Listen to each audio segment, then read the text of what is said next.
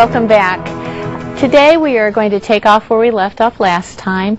We had that really brief clip, as you probably remember, talking about the purpose of strategic planning. Today we're going to take a look at the process. So let's go ahead and get beginning. Hopefully you remember the three main components that we're looking at. We're going to concentrate on strategic planning as a whole, and then we have the functional planning level, and then the operational planning level. We're going to look at each of these individually, spending the most time with the strategic planning level. So let's look at that process. As you can see up here, we have different steps that we will be going through. The first step in the strategic planning process is going over your mission statement. I imagine most of you are familiar with mission statements. I don't know how much importance you place upon it. Initially, I think my thought about mission statements were that they were kind of like the job objective statement on most resumes. You put it out there, maybe somebody reads it, maybe they don't. But mission statements have a much more impact on an organization and their decision making. Let's say, for example, we have a company such as Disney, and let me put this preamble up here. Hypothetical example, totally. Please don't go buy stock or sell stock based on anything I'm going to say. It's all made up. But if we look at Disney and their mission statement, which I do encourage you to read at some point, it's not very long. It talks about how they want to treat their employees, how they want to treat their suppliers. But what you most get out of mission statements is it's the reason that organization is in existence. Why are we here? And to paraphrase Disney's in a very short manner, it's basically to provide family entertainment. Okay? So let's say you work in Disney's acquisitions and mergers department, constantly looking for new opportunities, and you come across some information in an ethical and legal manner that nobody else has. And this information you have is that Playboy Enterprises is going up for sale. Now, at first you may say, okay, that's pretty ridiculous. Disney and Playboy, they don't go together. But let's think about it for a moment. What does Playboy produce? What tangible goods do they produce? They produce magazines. Disney also produces magazines. Playboy also does movies and videos. You know Disney does videos and movies. Playboy also has resorts and hotels.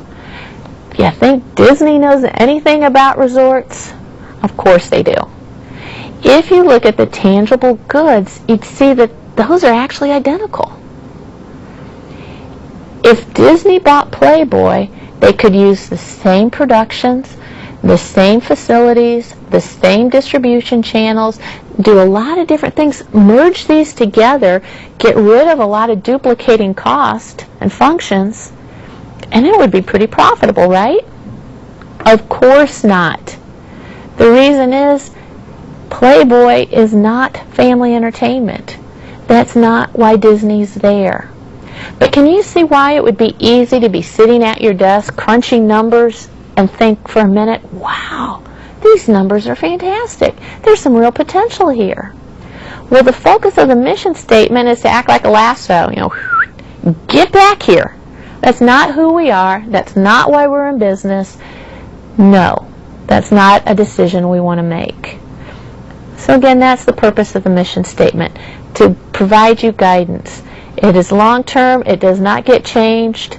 It is a guiding statement. Okay, once we're all comfortable with what our mission statement is, we need to do an internal and an external analysis. We commonly call this SWOT, S-W-O-T, and we'll talk more about this on the next lecture. The SWOT stands for S and W, stands for strengths and weaknesses. Okay, the strengths and weaknesses refer to our organization. They're internal. What do we do well? What do we need to improve? The O and the T stand for an external analysis. O and T stands for opportunities and threats. And with these, we're looking at trends going on in the environment surrounding our company, things we don't have any control over, like the legal environment and the technological environment. We have no control over those, but they can affect us. They could be an opportunity or they could be a threat. So in this step here, we're going to be looking at what's good about our company, where are our weaknesses, and what things do we have to be prepared to react to or be proactive about that's happening around our organization. That's the second step. Okay, so now we're starting to get a feel about how society may be changing, the marketplace may be changing. What do we want to do about it? Well, step 3 is to set some objectives. These are going to be more long-term and mid-range, not short-term. Okay? We want to set objectives that are specific, achievable, and measurable. Okay? That is a key element. Objectives should always be measurable. And even today, I see so many top-notch organizations that do not set measurable objectives. There is no way you know if you achieve that objective or not, unless there's a time element there. There's a way of measuring it that you can say, at this date, yes, we had accomplished that. For example, if you say we want to increase our customer service and provide outstanding customer service, well, that's wonderful. Who's going to object to that? But how do you know if you did it?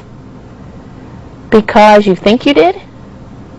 No, you need something more specific, like by December 31st of the current fiscal year, we expect our customer favorability rating on our exit surveys to be an average of 8.9. Okay, there's a date there, it's measurable, we'll know if we achieved it or not. So that's what the SAM means under set objectives: specific, achievable, and measurable. Okay, now these next 2 steps we're going to be spending a bit of time talking about. And the next one, as you see, is establish a portfolio. When we're talking about establishing a portfolio, in this case, we are talking about the different parts of our organization. We usually call these parts of our organization an SBU, Strategic Business Unit. And it's the part of an organization that has its own mission, it has its own competitors, and we can determine a profit or loss for that. For example, I talked about Disney. Each of the things I mentioned could be considered an SBU. Their movies, okay, that's an SBU. Their resorts, that's an SBU. Their magazines, that's an SBU. Merchandising would be another SBU. The parts of an organization, but we can run each of these parts as its own little company. So what we're trying to do when we talk about establishing a portfolio is we're trying to look at these different parts and get them to work together. You know, we have limited resources. How do we know which ones to invest in? Well, we want to probably take money from some of our profitable ones that aren't growing and invest it in some new opportunities. We'll go through some examples here in a minute. So we're trying to get these SBUs to work together. The most common way of doing this, most common management tool used, it was invented by the Boston Consulting Group many, many years ago. Okay, and they call it the growth share matrix. And the Boston Consulting Group decided we're going to use 2 criteria to rate our SBUs: industry growth and market share. Now, it's important that you understand this. Industry growth is talking about the industry. And it's talking about growth, not current sales levels. So, for example, even though domestic soft drink sales may be very high, the growth for domestic soft drinks is very low. Okay, it's a pretty well of a saturated market. Market share means within our industry, how much sales do we have? Are we one of the big players, or are we one of the small players? Okay, and we put our SBUs on this graphic here, and there's 4 quadrants. You've probably heard the term cash cow before. If not, I guarantee you will. It's a very common term used in business. And this is a product that's in a low growth industry, but has a very high market share. Coke is an example, Coca-Cola. Diet Coke would be an example. Okay. Okay. In a high growth industry with a high market share, we call that a star. An example here may be Diet Coke in the international market. Okay, domestically it's not growing any, but internationally there's still quite a bit of opportunity. Okay, a dog is in a low growth industry and has low market share. And then finally, a question mark, which sometimes is also called a problem child, is in a high growth industry but you have very low market share. Now if you look at that initially, you may think, okay, we want stars and we want to get rid of dogs. But that's kind of a problem, and in fact that's one thing that I kind of object to with your textbook, to be honest with you. You need to take this analysis one step further. We're going to keep the axis the same, but we're going to add one thing to each. Think for a minute if you're in a high growth industry like the star. Okay, you are in a highly competitive field. There's a lot of potential out there. You are going to be spending a lot of money. And that's the thing we're going to add to the industry growth area. It's the cash outflow. Okay? A lot of money is going to be spent if you have high industry growth. On the other hand, if you're a cash cow and your industry is a low growth industry, while you will have cash outflow, while you will be spending money to compete, it's going to be minimal. You don't have to spend all that extra money on development and technology and a lot of the money that you're going to be pouring out in the case of a star. So in a high growth industry, you're going to have high cash outflow.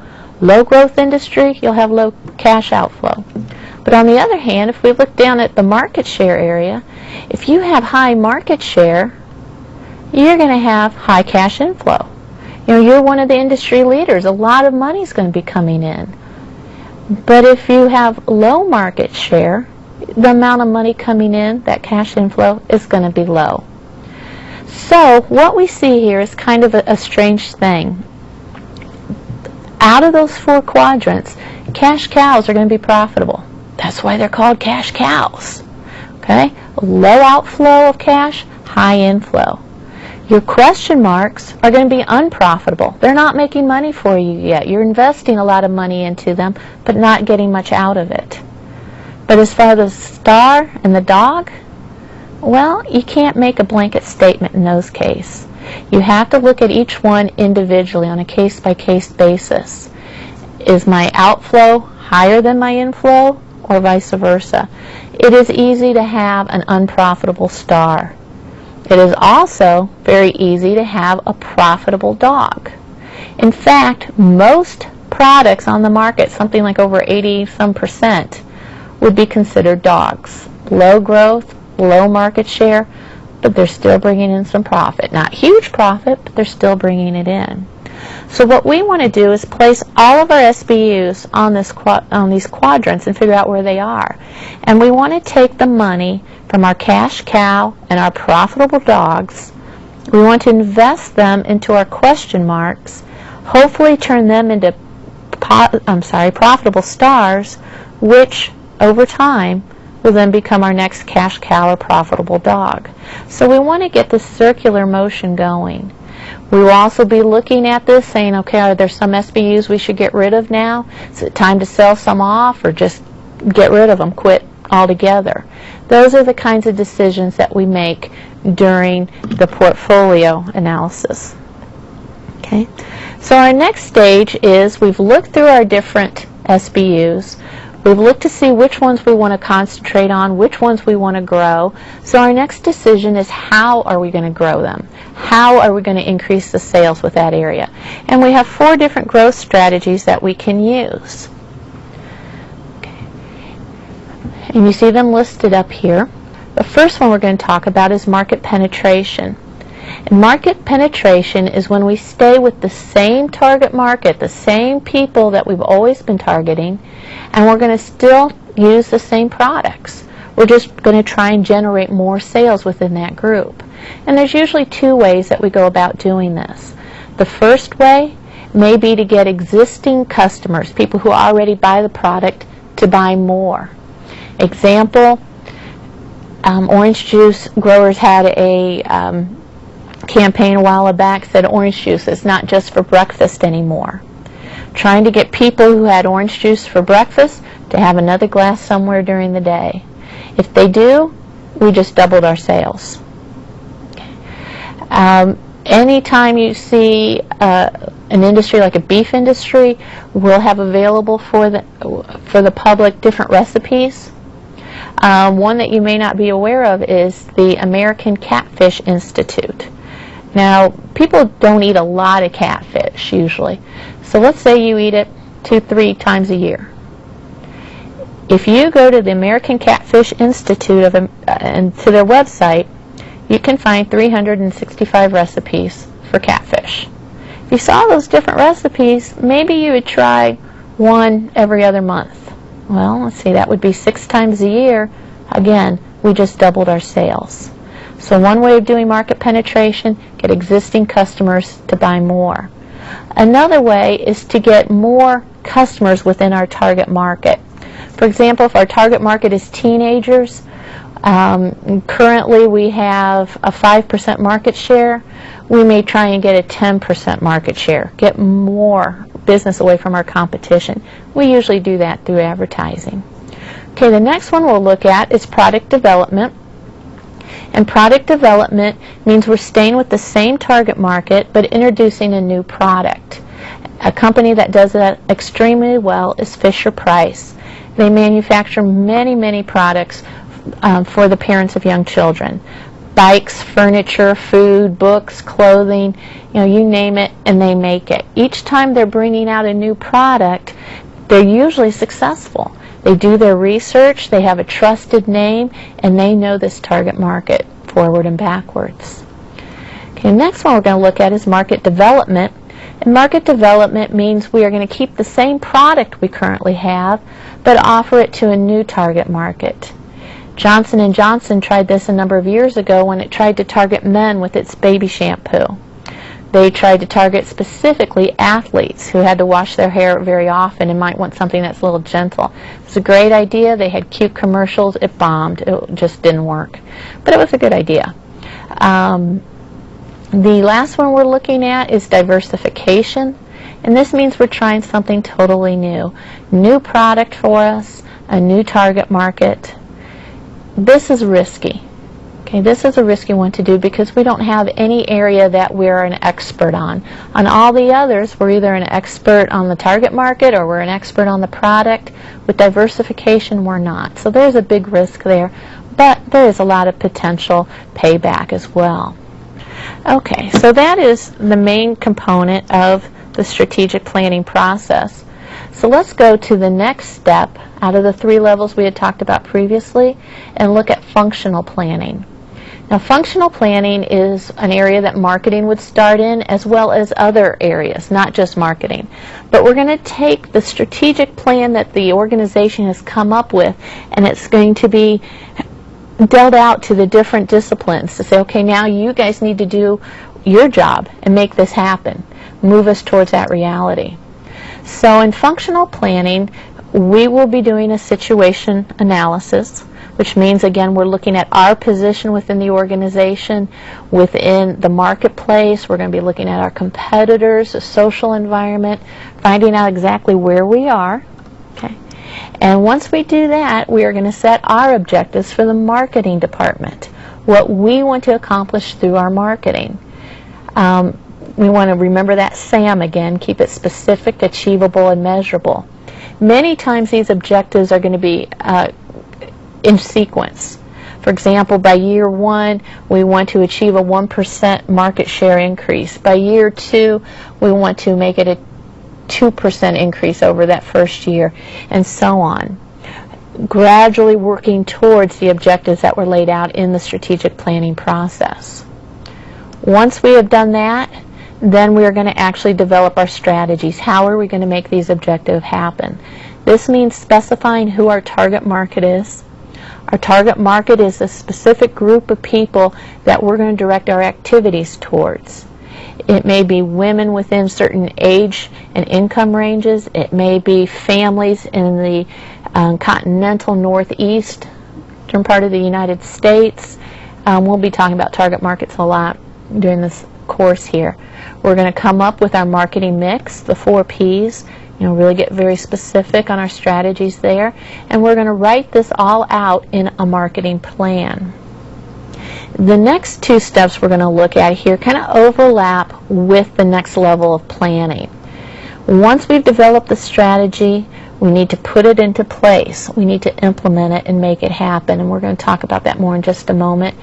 And as it's being implemented, we need to monitor it and control it, make sure it's doing what it's supposed to do. If it's not, fix it. Do not sit there and wait for it to work itself out. It won't. Okay, you got to fix it. All right, so let's look at the last level then of the planning process, and that is operational planning. And the operational planning is going to be more concerned with the implementation and control area that we talked about. So they're going to be putting the strategy in play. They're going to be working out the budgeting. How are we going to pay for this? What resources do we need to use? And what people are we going to be using? Who's going to be responsible for what? That's all part of the organization. The controlling part of it means we're going to be measuring the performance. We're going to constantly be looking at our sales, at our penetration of the market, and see, are we doing what we planned at this point? Are we achieving those objectives? If not, we fix it. Okay, if not, we take corrective action, make it work, change our strategy. We do what we need to do to make that happen. One of the methods that we will use to measure our performance is an audit. A marketing audit is different than an IRS audit. It's where we evaluate our strategy and we just go through the whole company looking at our strategy and how it's being placed to make sure we're implementing it correctly. Because many times the strategy may be a good one, but it's not being implemented properly. And so we need to do our research and see where problems actually come from. Okay, then one final area I want to look at in the planning process is the fact that we can have a people problem in this. You may have heard of the Peter Principle. And the Peter Principle states that people are promoted to their level of incompetence, which is kind of a depressing thought. But it's an interesting theory to look at, and I wanted to demonstrate it here for you. If you look at the different levels of managers, we usually see that about 50% of their areas of responsibility deal with human resource management. That's pretty constant. But frontline managers, the remainder of their their responsibility deals with the technical or implementation skills. On the other hand, top managers are going to be more strategically oriented, and middle managers are a combination of all 3. So what you see here is as people get promoted and move up the corporate ladder, their skill sets need to change, which can be a real challenge for a lot of people.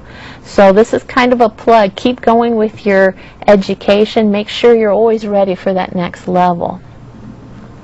Okay, so in summary, let's go over what we tried to cover here today. The 3 types of organizational planning are interrelated and vital to the long-term and short-term success of the organization. So we need to make sure each level of planning is building on the previous level. We're continuing what they wanted to accomplish. We're making it a reality.